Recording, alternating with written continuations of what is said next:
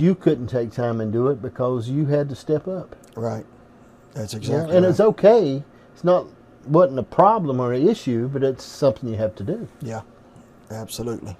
Absolutely. Yeah. I don't know. I see that happen a lot. I see growing up. Where'd you grow up at? New York City, Atlanta, Mississippi? I grew up in Shop Holler over in Ward, West Virginia. I've heard of the city. Yeah. I've heard of that.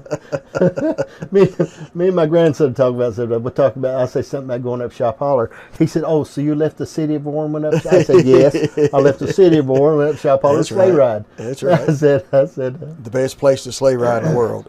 Yeah, it's a long walk back up. Nowadays they ride 4-wheelers up there, and go up to the top. But now we had to walk up there and sled. You appreciated the sled ride when you had to walk back up the hill, didn't you? Exactly right. Yeah. Well, how was life growing up in Shop Holler? It was awesome. We had the best childhood, play in the mountains till dark, and a sleigh ride in the wintertime, and probably one reason I'm no good at sports is we had to take a bicycle rim and nail it to the side of a tree and throw that basketball. You couldn't dribble, so I never learned how to dribble. We just throw the ball. You go down the hill if you lost it. And then we go down the hill and then into the creek. So you had to make sure that it was a challenge. But it was good. Family was everywhere. Grandparents. We lived beside my mom or my dad's parents, and my mom's parents just lived right up the road, and cousins around everywhere. And who were some of them cousins? Can any of them you can remember their names? No, all of them. I could start from the head of the holler all the way don't down. give me all of them. Give me a few of them. I guess Trish was my best friend. She lived next door, and Trish Muncie. But yeah, she lived next door, and then Ricky Muncie lived up in the holler there, and then Tommy, my uncle, lived right beside of us, and Docky and Walter, and that's a big crowd. Pete and all those, yeah. Yeah.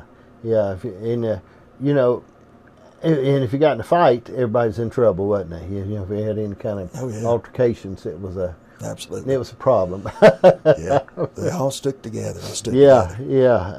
I can remember I shared a lot of times about growing up, things that we did. What are some things you think of that when you're growing up that you did that there's no way you would let your kids do now?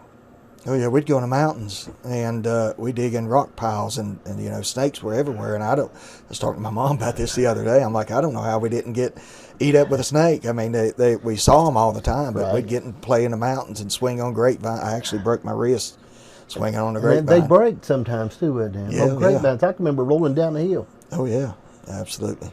But there's no way I'd let my kids do that.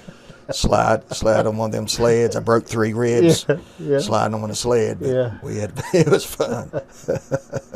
We used to take cardboard and lay it downhill, make us a slide out of it.